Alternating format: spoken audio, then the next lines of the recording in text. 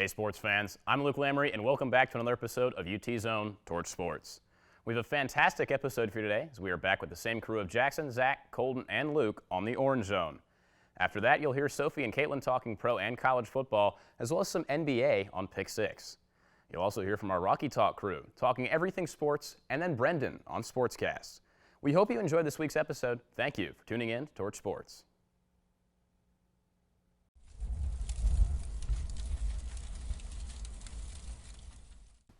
Hello, everyone, and welcome to the Orange Zone. I'm your host, Jackson Shock, alongside Zach Pelfrey, Luca Tal, and Colton Pennington. Let's dive in. The Vols got back on track Saturday night in Lexington against the Kentucky Wildcats. The Vols got right to it. Jalen Wright put Tennessee on the board first. He makes two guys miss, hits the Jets, and then makes another two guys dive, but they're not getting there. He's going to be able to walk into the end zone for 6. Charles Campbell had himself a game. 4 field goals for an average of 40.5 yards. This one was from 49 yards out. Kentucky kept it close, though. Devin Leary had 2 touchdowns, and he's going to get one here. Look at this catch, though. Not fun if you're a Tennessee fan, but that's a good catch anyways. Within 3, but on the very next drive, Joe Milton uses the cannon he calls an arm, and dude just hits a wide-open Chaz Nimrod. Nobody in sight. And we all know it's not Wildcat football without Ray Davis. He grabs a jet sweep, takes it to the crib for 6. We got ourselves a game. Kentucky again. Leary threads the needle and hits it to Dane Key, makes it a 2-point game. But we all know the outcome of this one. Vols looking to increase their lead. Dylan Sampson is handed the ball. He just makes a grown man's play. Little boy, get off me. Touchdown. And that's really going to seal the deal. Kentucky gets a field goal on the next drive, but Milton's going to be able to get the first down here using his legs. I don't even know if he slid in or out. Doesn't matter. They kneel the clock out and win the game. So, Zach, what did you like most about that game? See, we've talked a lot about Joe Milton on this show and a lot of negativity, but I've always tried to keep it positive, and today he had himself a game. He went 18 for 21 for 228 yards and a touchdown, almost perfect. I like to see him do a lot more of that heading forward. Absolutely. Guys, what were your opinions on the outcome? Yeah, I mean, I agree. The past 2 games, Joe's looked really well, much better than he has in the past. So, that's hopefully a good trend that's going to continue for the Vols. But something that stuck out to me was just our red zone offense. This game and kind of all season long, it's just not there. We're not converting where we need to. I believe we're 51% touchdowns in the red zone, which is 56 in college football. Not the best. I just think, to me, it looks like the Vols are starting out their drives really strong, but they just can't finish them with touchdowns, which that's not going to hold up against some of these better teams that we're going to face. Absolutely. Colton? Yeah, I mean, we're lucky Chuck Campbell showed up. 4 field goals for him because we can't score in the red zone. Yeah. But, I mean, the one thing that stood out for me for this game, going back to Alabama as well, is I just don't think they trust Joe Milton that much to throw the football. I mean, in the second half, he threw the ball 8 times, and he threw the ball 5 times on one drive, and that was the one touchdown we had in the second half.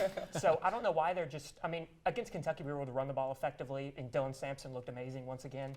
But against these games against Georgia and Missouri, he's going to have to throw the ball a little bit more, and I just think they need to get him involved more. He's playing a lot better, but we're not being able to lean on the run game. We're just not going to keep being able to do that. So we've got to get Joe more involved for sure. Absolutely. Well, fortunately, Tennessee's got a chance. They have their homecoming matchup against UConn, who is 1-7, I believe. So they're not the hottest team in the nation. What do you guys want to see out of this showing?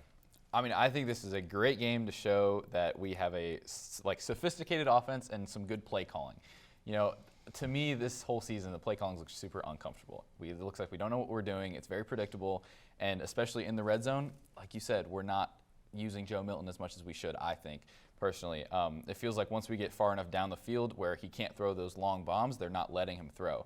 So I think this is a great game to show that our play callers know what they're doing and give them a chance to, against not a great team, but take some risks in the red zone, see what works, see what doesn't. I think this is a great game to test some stuff out. Colton? Yeah, I think so too. I mean, we talked about Joe Milton, the whole time so far, but I think that this is a game where you really got to get him involved more. This is a game that, no offense to UConn, but this should be a cakewalk, no matter what happens. I mean, there's no reason for us to run the ball 40, 50 times in this game. This is a game where you get Joe involved more. He's going to have to throw more, and he's going to be the key in these upcoming games. So get him some more confidence, get him throwing the ball deep, throwing the ball more over the middle of the field, and see what can happen. But I'd also like to see Nico in this game. This is a game, if we're up a lot at halftime, I'd like to see him, see what he can do. He's going to be huge next season. So if we're up, which we should be at halftime, we'd like to see him come in the second half. Definitely. Zach, what you got? Seems like we're all on the same page here. I just want to see the offense look opened up. I think this is a game where we just kind of try stuff because we got Missouri and then we have Georgia at home, coming up. And this is just a game where we need to start getting the play calling, clicking together. Everybody needs to start getting on the same page. But also, like you were saying, Colton, Nico. We all want to see Nico. He's got 2 games left on his red shirt. I think it's time we see him. Maybe in the third quarter. Can we just blow somebody out at home? That'd be nice. All right, well, I have a feeling this is going to be pretty unanimous, but give me your picks for the game. I don't know. It's kind of a tough decision, but I think I'm going to go Tennessee. We got Tennessee. Colton, what you Yeah, got? Tennessee, 45-10 was my score. Okay. So, yep. Yeah, I'm on the same page. I think it's going to be a blowout. Tennessee, I got them 45-24. All right, well, glad to see that hopefully the Wrights can get it back together and that they can. Let's just hope we can see Nico. A home blowout would be nice. But that is all the time we have for the first half of our Orange Zone segment. But when we return, we're going to have our first look at the upcoming Vol and Lady Ball basketball seasons. In the meantime, we're going to send it over to Sophie and Caitlin for this week's Pick 6. See you soon.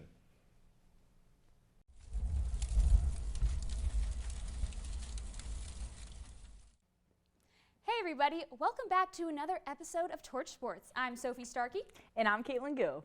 And we are back bringing you this week's Pick 6. We let the Torch Sports Instagram followers pick winners from 6 of the top NFL and college football matchups of the weekend. And we'll put in our picks and talk it over too. Let's get right to it with our first matchup of the week. Number 13 Tigers are headed to Tuscaloosa to take on number 8 Crimson Tide. Caitlin, who do you have for this one? Yeah, this is an exciting slate of college football this week. A face-off of 2 teams chasing the SEC West title and looking to punch their ticket to the college football playoffs. Give me the Tigers in a close one. Nick Saban hasn't lost to the same quarterback in consecutive seasons since Purdue's Drew Brees in Saban's stint with Michigan State. But Jaden Daniels has a chance to make history and solidify his spot as a Heisman frontrunner. As much as it pains me to say it, I'm going to have to favor Alabama for this one. Last year when the Tigers played Alabama, they won by 1 point, and that was when they were at home. This year, they play Alabama in Tuscaloosa, and Nick Saban has a 93% winning record in their stadium. I think Alabama gets the win here. Fair. Let's bring this next one back to Rocky Top. The number 19 Vols look to host the unranked Huskies for homecoming. Sophie, who are you taking for this one? Is that even a question? Vols all the way. Tennessee should sweep here and put enough points on the board that their starters get a rest and their second team gets some reps. Give me Tennessee by a mile. Yeah, I agree. This one is definitely a no-brainer. The Huskies are 1-7 and struggle containing opponents' run games. Tennessee's 3-headed monster in Jalen Wright, Jabari Small, and Dylan Sampson are going to have a field day. Give me the Vols by 100. For our next game, let's kick it over to the NFL. The Chiefs and the Dolphins are at the top of their game and arguably the best 2 teams in the AFC. Caitlin, this is going to be a close one, but who are you riding with? What a matchup. Patrick Mahomes, Travis Kelce, and Isaiah Pacheco battle it out against Tua Tagovailoa, Jalen Waddle, and former Chief Tyreek Hill. Germany is getting themselves a ball game. That being said, Kansas City lost a heartbreaker to the Broncos last week, the same Broncos team that the Dolphins dropped 70 on in September. On the flip side, the Dolphins have yet to beat a top team, dropping a crucial loss to the Eagles just 2 weeks ago. That being said, I still can't see Kansas City dropping 2 in a row. Give me the Chiefs. As a Chiefs fan, I could not agree more. The Dolphins have struggled against bigger opponents like the Bills and the Eagles, and the Chiefs are the top-tier opponent with their offense and their underrated defense. Andy Reid, Mahomes, and Kelce will make the adjustments necessary to win. Might be a close game, but I'm standing strong on the Chiefs. Must be nice to be a Chiefs fan. Now that we've covered the game of the week, let's jump to America's team getting ready to battle the Eagles. Sophie, who are you taking in this one?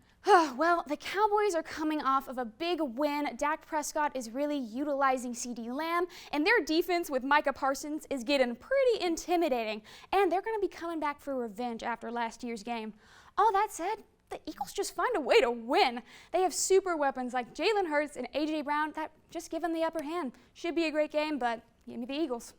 Yeah, I totally agree. This rivalry never disappoints. The Eagles are the best team in the NFC, if not the NFL, and their offense is rolling. Not to mention, over the last 8 years, this matchup has been won by a 16.1 point margin. The Cowboys defense will be stellar as always and hungry for a win, but I think the Eagles push themselves into the win column this week. 92% of the time, 92%. All right, the NBA is in a full swing, and there are so many superstars emerging early on in a star-studded matchup between the Suns and the Spurs. Caitlin, who are you taking? Well, star-studded is the perfect way to describe this matchup. In Phoenix, Kevin Durant and Devin Booker are repeat NBA All-Stars, and Spurs rookie Victor Wembanyama has been taking the internet by storm. Give me the Spurs in the ultimate 2K cheat code. All 7'4" Wemby has been put to good use in San Antonio. He's pulling up for a jumper 1 minute, then catching passes over defenders' head and putting it on their head the next. The Spurs took game 1 in a last-minute thriller, so give me San Antonio with a series sweep.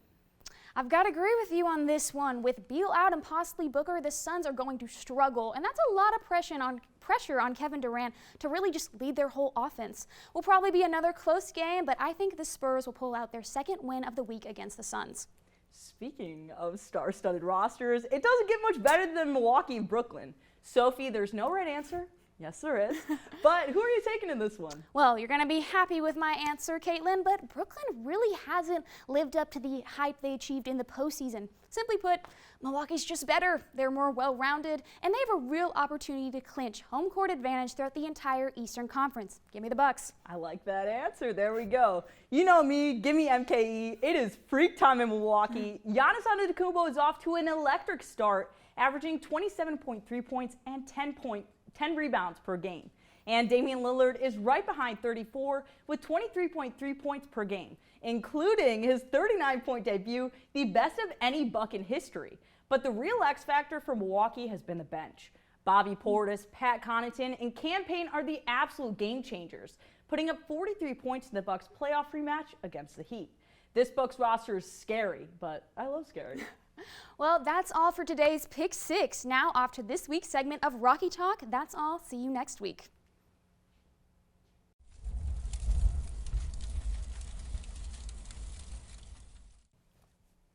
Hello, and welcome to all of our viewers out there, wherever you may be tuning in. My name is Grant Porch, and I'll be your host of Rocky Talk today. I'm here joined by Jordan Smitherman and Jay King. We'll be giving you our thoughts on what's going on with UT football, the Heisman race, and the new-look Tennessee Titans.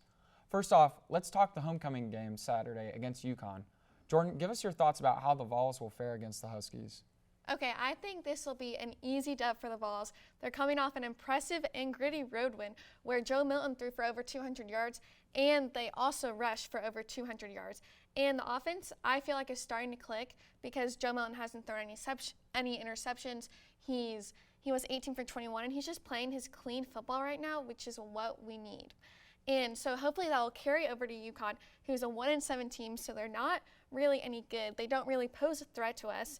And then maybe Joe can give us a big enough lead to where we maybe see Nico and maybe some of the young receivers and all the young players so they can get some good reps in.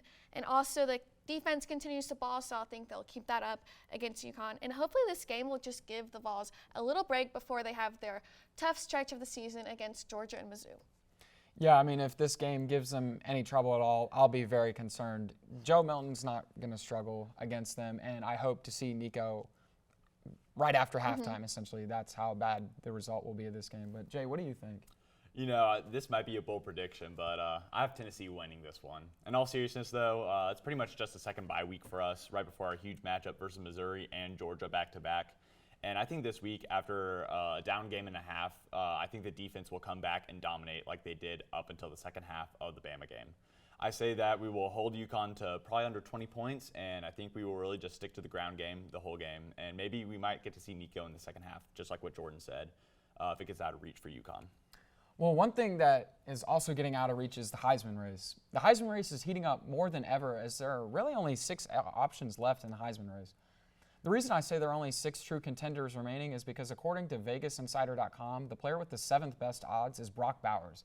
Yes, he's a fantastic player, but can he realistically win the Heisman after missing so much time with such an unfortunate injury? The top 6 contenders in order from the favorite to the caboose are Washington quarterback Michael Penix Jr., Michigan quarterback J.J. McCarthy, LSU quarterback Jaden Daniels, Oregon quarterback Bo Nix, Florida State quarterback Jordan Travis, and Ohio State receiver Marvin Harrison Jr. Jordan, do you think that Michael Penix Jr. will be able to bring that big Penix energy all the way to New York for the Heisman ceremony, or do you see someone else taking the reins? I think Michael Penix Jr. will carry it all the way to New York.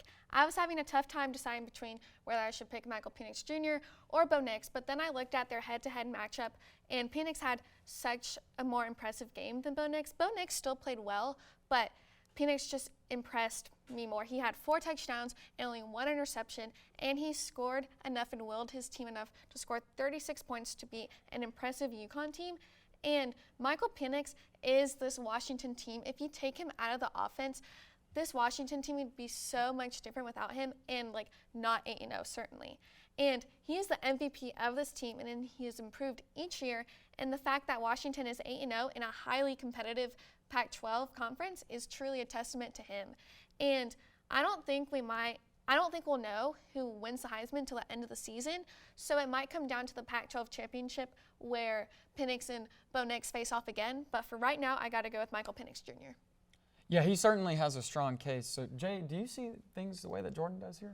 I think it really comes down to this weekend's matchup between LSU and Alabama this Saturday night. If LSU wins, then I think Jaden Daniels will probably win the Heisman. I know he's already lost 2 games this season, but it really wasn't his fault.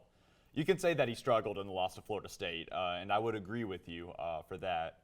But that was just week 1 versus a playoff team this year. Ever since then, he's been on fire. He has been responsible for at least 4 touchdowns in every game since week 1, with 25 passing and 5 rushing on the year. And there are at least 4 games left. He has also only thrown 3 interceptions all year while putting up 2,573 passing yards and 521 rushing yards. I know LSU also lost to Ole Miss, but LSU's defense gave up 55 points, and he threw for over 400 yards and 4 touchdowns, and also put up a rushing touchdown for good measure.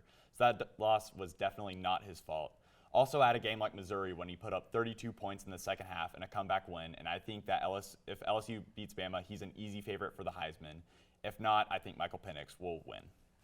Yeah, Daniels is certainly building a strong case as well. I know I'll be saying go Tigers during that game. Hopefully they can take down Alabama. But moving on to the last part of our segment, I know both of y'all have been dying to talk about this one, so I'll keep it short. How about them Titans? All I got to say is that it's Mayo time in Tennessee. I did not see that performance coming from Will Levis at all, but I'm so happy that the Titans finally found their potential franchise quarterback. I may be a Kentucky Will Levis hater, but right now I'm certainly not a Titans Will Levis hater. What impressed me the most about his performance was the accuracy and the effortlessness of his deep ball throws. He kept dropping dime after dime, and by the 4th touchdown, he literally had me in shock. I was stunned every time. It seemed like everything in the offense opened up just because he was in there, because you had DeAndre Hopkins with his legacy game with 3 touchdowns. He was always open. Then you had the King doing his normal stuff. He had 100 yards rushing. This is what dreams are made of. And this is the first time the Titans have scored 28 points since December of 2021, which is absolutely insane and sad. And the fact that we finally got to 28 points just made my heart so happy. And a Titans quarterback threw for 4 touchdowns, which is unheard of. So this is what dreams are made of. And now, do I think the Titans will play that good this Thursday night against the Steelers? No, not at all. Because they're like a box of chocolates, like I said. You never know what you're going to get from them. And I don't think Will Levis is going to play as well. But the main thing is that there's hope in this Titans franchise that was not there the week before, because we lost to the Ravens in London, and then we traded Kevin Byard, so we were just down in the dumps. And now there's hope, and it's a new era coming, and I'm just so happy. And although I will forever love Tannehill for the success he brought to this team, it is time for a new era with Will Levis, and he brings a passion and an energy to this team and to the stadium that we have not seen in a couple of years. And also, I gotta mention those Oilers uniforms. Oh my gosh, literally the prettiest uniforms I've ever seen. They're definitely the top throwback uniform in the NFL, and you can't convince me otherwise. Yeah, I love the Forrest Gump reference there. Do you agree with that? Yeah, and I totally agree. This week has basically been all about William Donovan Levis, and rightfully so. Let's roll back that clip from me last week. Sportscast, and Will Levis is our savior. I was saying all year that Will Levis was legit, and no one believed me. And this week, let's just say that I proved the doubters wrong. This game was so much fun to watch. 3 of his 4 touchdowns all came on deep balls that looked like legit NFL throws, especially that 45-yard across-the-field throw to Nick Westbrook-Akine while getting hit pretty much to ice the game. But he wasn't the only player who went off. For anyone wondering where DeAndre Hopkins was all season, well, there's your answer. 4 catches for 126 yards and 3 touchdowns and a career revival. Also, after taking a few weeks off, the pass rush is finally back. They finished with 6 sacks on the day, with Jeffrey Simmons and Harold Landry having 2 apiece. This win was absolutely amazing, and I'm so excited for what Will Levis has in store. And hopefully he will be the best Titans quarterback since Steve McNair. Also, one last thing, the Oilers' history and uniforms belong to the Titans. Texans fan, Go to Beta Wall. That is not your history. That's our history. Well, I certainly can't wait to see how Will Levis does tonight against the Steelers. Last week, he definitely proved myself among many others wrong. Let's see if he can work his magic again. By the time you watch us next, we'll have a better answer to that. With that said, that's all the time we have for today. Next up, Brendan will be giving us his insight on Sportscast.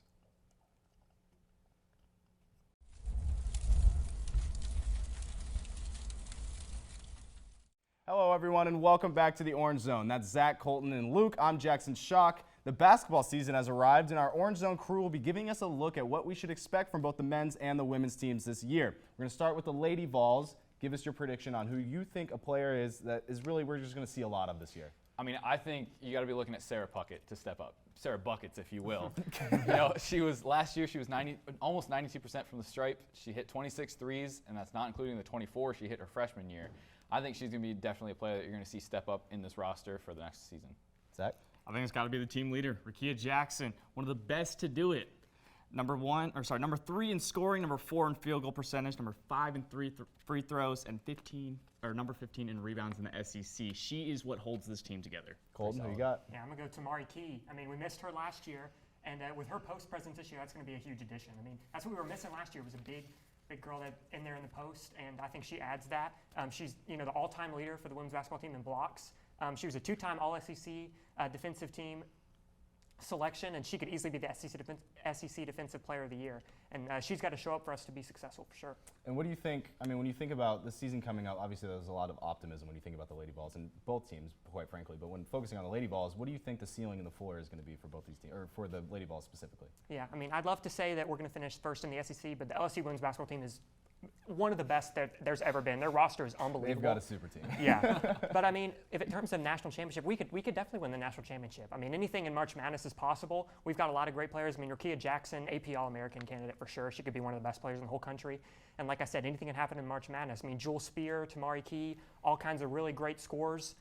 We could definitely make it far, but national champion, I mean, like I said, it's possible. Probably not likely, but we could definitely see that happen. Beautiful. Now let's switch over to men's hoops. And actually, let me say that the women play Team USA on Sunday, which is a pretty cool little aside that we get to see. It's going to be in Tennessee, and then they face Florida A&M to start their regular season. But let's go to men's hoops. Same thing. Players you think that are really going to stand out. Luke, who do you got? To me, it's Jonas Adu. I mean, I feel like he's just going to grow into a solid player. He's a junior this year, so he's had some experience with the team, and he's going to continue to share that experience. I think I'm looking for him to come up big defensively as well. I mean, he averaged 4.9 rebounds per game last year, 1.3 blocks. I think those stats are going to increase this year, you're going to see, and I think just the more he steps up defensively, the better this team's going to be. Absolutely. Zach, who you got? Speaking of players that make the team better, Zakai Ziegler had a season-ending injury last year, which took him out for the March Madness tournament. He is the glue that holds this team together. Tennessee is a different team with him on the court. All-SEC defensive team last year.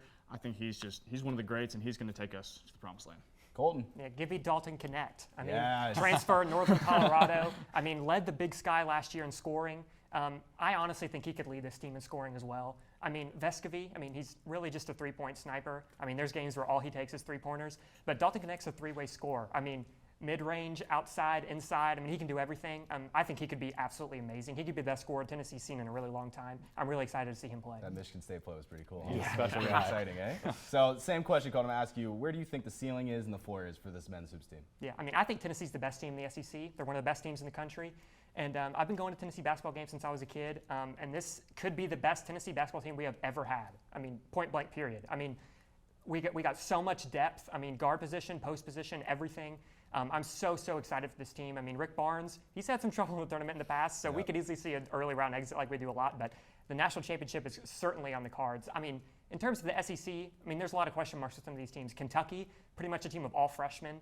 Arkansas, another one of the top-rated teams. A lot of transfers. I mean, L. Ellis, Khalif Battle, Tremont Mark. I mean, all those guys got to step up for Arkansas, but you have no idea what transfers come in, how they're going to adapt to the SEC. But both those teams could be really good, and they could end up ahead of us. But I really like Tennessee's chances to finish top in the SEC and make it really far in the NCAA tournament.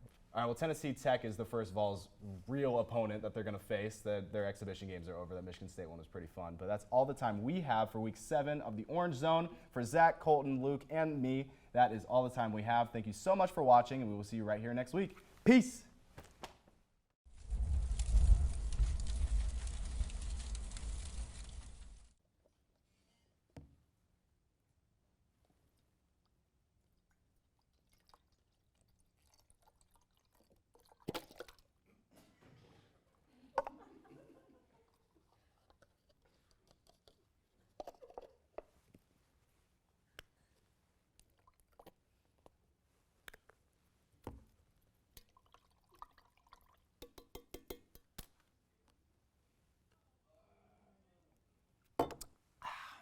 beautiful taste of victory. My name is Brendan Green here with Sportscast, and this week's weather is absolutely beautiful. This past weekend was the Titans-Oilers homecoming game against the Atlanta Falcons, where we got to see not just one, but two incredible treats. First, being the beautiful baby blue Oilers throwbacks. I mean, look at these beauties. Look at how good Derrick Henry looks. And lastly, we got to see our second-round rookie QB, Will Levis, make his first career start against Atlanta. And the result, oh my Lord. You have no idea how many times I've watched the highlights of this game. At least 50 times a day.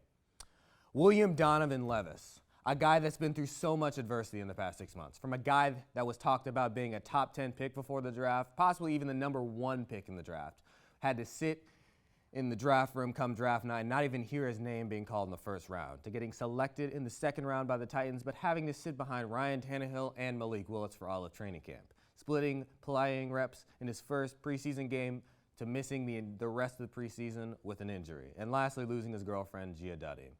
Finally, to shocking the NFL world, silencing all of his haters, including some Vols fans, by completing 19 of 29 passes for 238 yards and 4 touchdowns with a 130.5 QBR. All of that without throwing an interception. It was incredible. Now let's talk about it.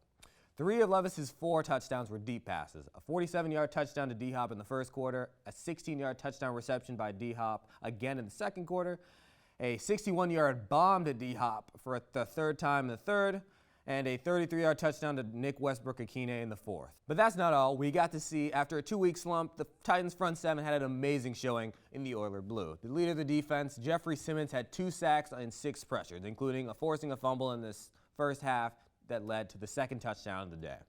Something that not many people talk about during the win over Atlanta is how well the O-line did protecting Will Levis. Levis was only sacked twice, one of them where he purposely took a sack in the fourth quarter. But this interior line with first-round pick Peter Skoronski, oh boy, he's looking like an all-pro. GM Ran Carthon did a really good job in his first draft. Now, the big question is whether Levis is the future. Is he the franchise QB the Titans have been looking for? Me personally, I think so. But I don't want to jump the gun. The same thing happened with Mariota in his first start in 2015. However, I can confidently say I don't care if the Titans make or miss the playoffs, because if Levis doesn't have to be perfect. He just has to show some flashes of greatness throughout the rest of the season so we can build around him. Get him some weapons, some pocket protection in free agency and in the draft, and we might be set for the next few years to come if the cards go right. Next up, from when this episode is being filmed, the Titans are playing at Acrisure Stadium against the Pittsburgh Steelers on Thursday Night Football, a test to see how Will Levis will do against a tough Steelers front, with TJ Watt and Cam Hayward coming off IR. Will Levis and company be able to tough out a win and give the Titans their first winning streak since last November of last year? That's the answer, I guess, has already been answered, but that's all the time I have for you this episode. Thank you for listening. Again, my name is Brendan Green. This has been Sportscast, and don't forget to put mayo in your coffee.